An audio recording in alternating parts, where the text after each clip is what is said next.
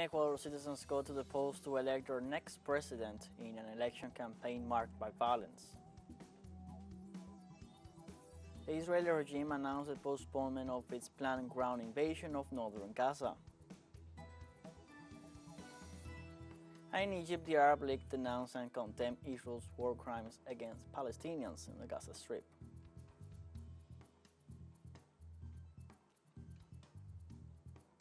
Hello, welcome to From the South. I'm Luis Alberto Matos from the TeleSUR studios in Havana, Cuba. We begin with the news.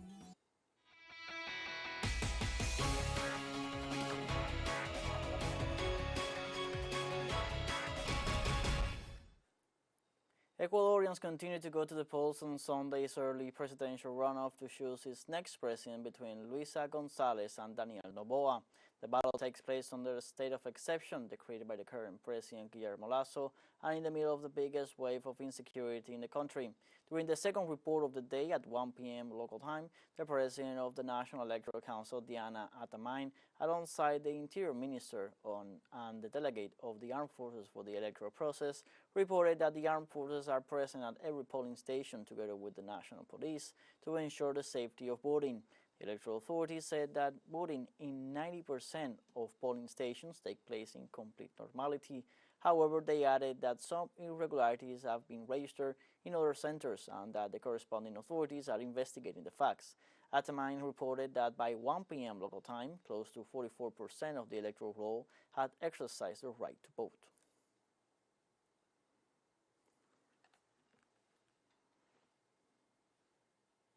100% of the polling stations, the armed forces are present inside the facilities and the National Police outside. Voting is going smoothly in 90% of the polling stations. Voters turned out at 43.7% by 1 p.m. at the preferential voting table. 52.2% of men and 47.8% of women voted. Ecuador's Interior Minister Juan Zapata highlighted the work carried out by the National Police and security forces, which has ensured tranquility throughout the day. The work of the National Police and the entire security forces, as well as that of the prevention and response agencies, has shown us in all the command centers we have visited that the country is in absolute tranquility, and that is good news. We have no security problems. People in Ecuador voted on Sunday in the country's runoff election. The first voters lined up at polling stations showed signs of optimism.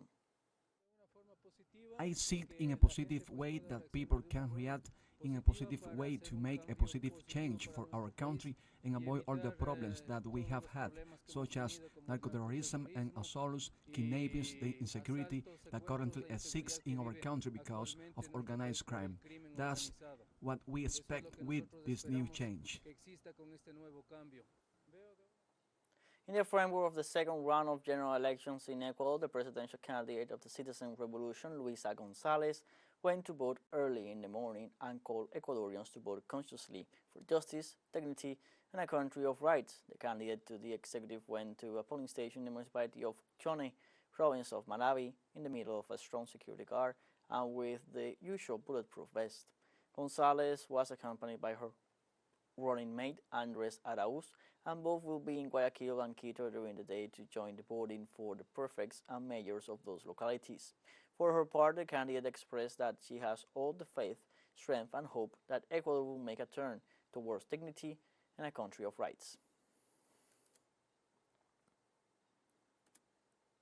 As Ecuadorians go to the polls to elect their next president, let's go over what the Central American nation decides this Sunday.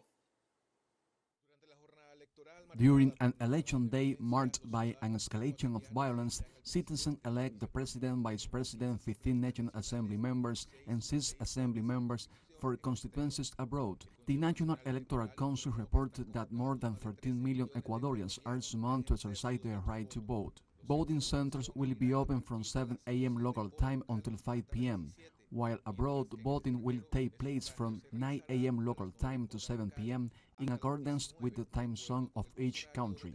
Ecuadorians will choose between leftist Luisa González, who became the first woman to win a significant percentage during the first round of a presidential election, and right-wing supporter Daniel Noboa, who seeks to create reforms that boost tax rise and tax exemptions.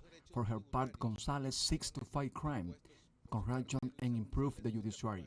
The winner of this runoff will have to govern until 2025, after current President Guillermo Lasso implemented the so-called cross-death, bringing his term to an early end. Let's take a short break, but remember you can join us on TikTok at TeleSUR English, where you'll find news in different formats, news updates, and much more. Those stories coming up. Stay with us.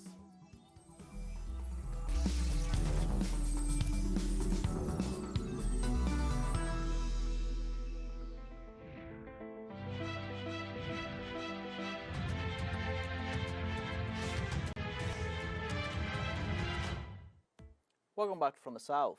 The announced ground invasion by Israeli forces that would take place this weekend in northern Gaza has been postponed. Although there have been raids in different areas of Gaza and the West Bank, they are not part of the operation with which Prime Minister Benjamin Netanyahu intends to terrorize Palestinians in Gaza even more.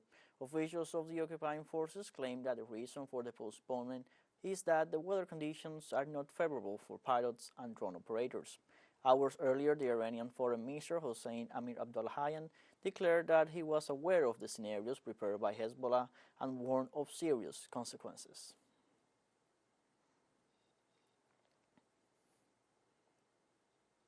On Saturday, the Israeli military forces killed at least 300 people in Gaza as in its previous attacks. The civilian population was targeted by the military operation.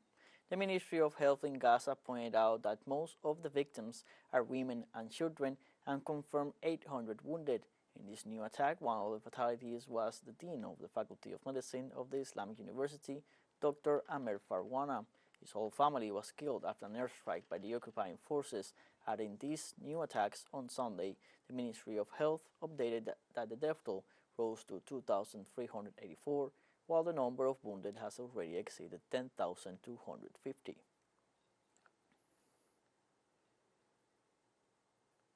In the framework of the Israeli attacks on Palestine, the civilian population continues to be targeted, leaving thousands dead and wounded, while many locals maintain their positions to stay in their nation.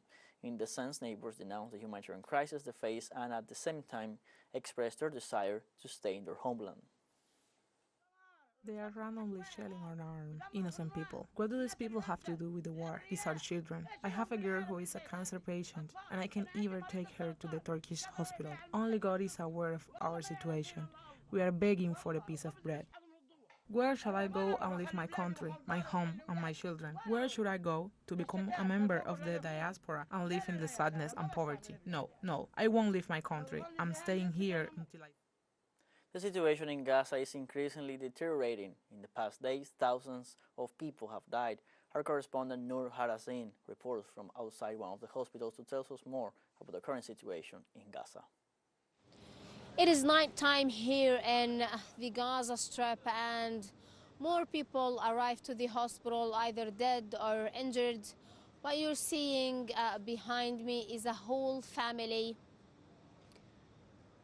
We actually have two families, a Tawil family and also Ghabayan family.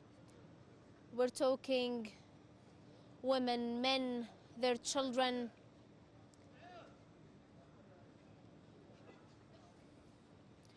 This became as a normal thing here in Shuhada al-Aqsa Hospital, located in Deir al-Balah in southern Gaza. And these people were actually killed during Israeli strikes on their homes located in southern Gaza. And southern Gaza is where basically the Israeli army asked the Palestinian people to evacuate to, because they will intensify the airstrikes on northern Gaza and also in central Gaza City. However, what we have been witnessing is that there has been also many Israeli airstrikes on Deir al-Balah, Khan Yunis, Rafah, and these are all cities and refugee camps in southern Gaza. The humanitarian situation here also is deteriorating. Over the past days, we have been warning about a catastrophe here in Gaza, and we are witnessing it. People rarely can get any water, food, bread, There is no fuel, there is no electricity, and also there is rarely any Wi-Fi. We journalists are very lucky to have Wi-Fi where we can broadcast and go live from Gaza. However, when we're talking about ordinary people, they are out of many of the basics. This is Noor Harazin, TeleSUR, Gaza. Iranian Foreign Minister Hossein Amir Abdollahian warns Tel Aviv and the international community that if Israel launches a ground offensive in Gaza, it will unleash a great earthquake. The head of Persian diplomacy assured that he is aware of the scenarios set up by Hezbollah in Lebanon, affirming that any step taken by the resistance will cause a huge earthquake in the Zionist entity. For the first time since the war broke out, the foreign minister addressed the Iranian government and its allies, warning them that they must stop the crimes against the Palestinian people before it is too late.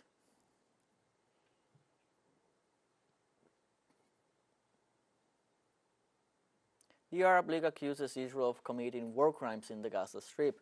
The organization's Secretary General Hossam Zaki confirmed that Tel Aviv's orders to displace 1 million Palestinians from their land cannot be tolerated. The Arab League accused Prime Minister Benjamin Netanyahu of carrying out a large-scale land invasion plan and recalled that international law prohibits the targeting of civilians, so such war crimes cannot be accepted. The diplomat also confirmed in an interview that an Egyptian media that they are working to reach a ceasefire that would allow the distribution of humanitarian aid to the Palestinian people.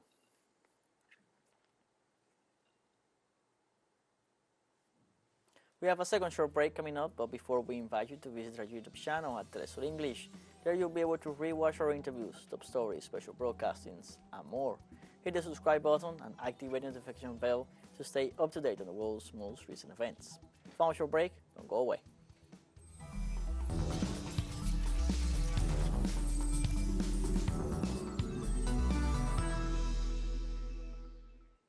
Welcome back from the south. On Sunday, Lebanon journalists sat down near the UN headquarters in Beirut to denounce the death of Issam Abdallah, killed while covering the situation in southern Lebanon on the border with Israel. 6 other journalists were wounded in the attack. We demand an international investigation into a war crime committed against our colleague, the video journalist Issam al-Abdullah. It is a direct crime that could have led to the massacre of 20 other journalists who were present in the same place, clearly wearing press badges. But Israel targeted them with a missile. Issam was not killed during a clash, but rather through direct targeting. Direct targeting of our journalists can only be an attempt to obscure the truth and silence journalists from reporting the real image that reflects Israel's crimes against the Palestinians and in southern Lebanon.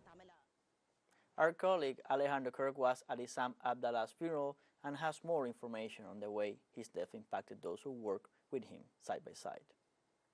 Issam Abdallah was reporting on Friday afternoon when he was killed.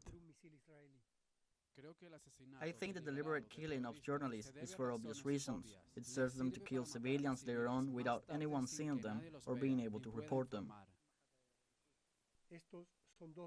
These are 2 of the 6 surviving colleagues who today inevitably live in their minds every millisecond of the brutal Israeli rocket strike. Hundreds of saddened and outraged people gathered in this house next to the family home. The procession then walked through the narrow streets traced by Mediterranean history to the mosque, where prayers are said and explanations are given.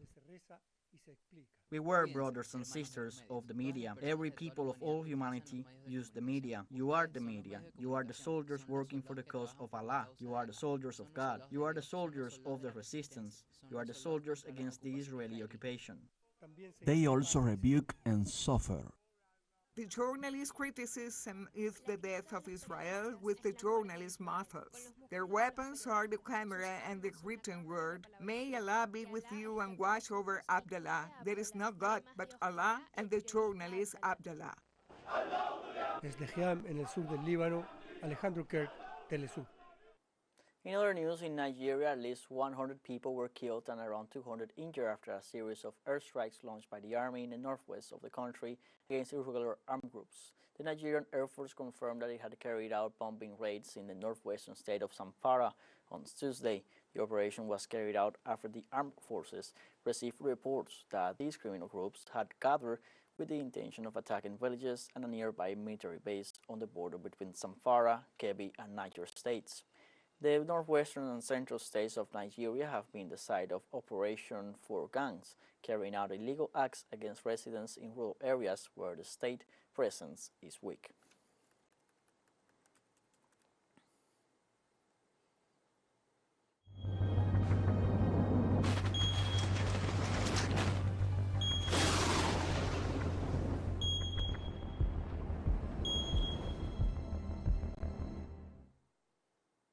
In Afghanistan, two new earthquakes of 6.5 magnitude the first and 5.4 the second shocked the city of Herat this Sunday. Authorities report 1 dead and 35 injured. Governor Nisar Ahmad Elias said that the 6.5 earthquake was shallow and occurred at 8:06 local time. The epicenter was located 33 kilometers from Herat. 20 minutes later, according to reports from the U.S. Institute of Geophysics, a 5.5 aftershock was recorded. Since last October 7th, Afghanistan is suffering a serious humanitarian crisis following a series of earthquakes. According to Doctors Without Borders, the death toll could exceed 4,000. Taliban authorities have confirmed 2,400.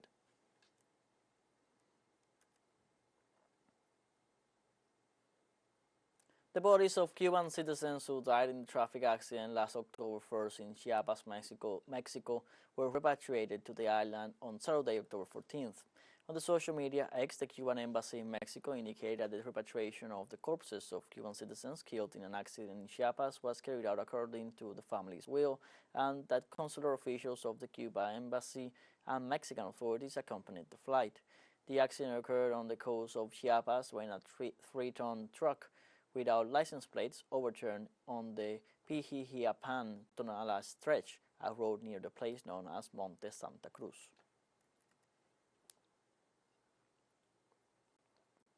Kenya's cabinet on Friday approved the deployment of 1,000 police to lead a multinational peacekeeping mission to Haiti to combat gang violence. Interior Minister Kithure Kindiki said before a National Assembly committee that the country's parliament must now sign off on the resolution. According to the most recent UN statistics, from January 1st until August 15th, more than 2,400 people in Haiti were reported killed, more than 950 kidnapped, and another 902 injured. The Kenya-led peacekeeping force was approved by a United Nations Security Council resolution on October 2nd. Opposition groups questioned the executive's decision to commit police forces to an international mission without requesting parliamentary approval as required by the country's constitution.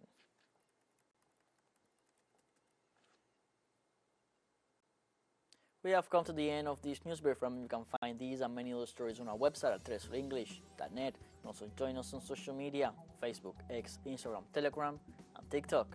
For TeleSUR English, I'm Luis Alberto Matos. Thank you for watching.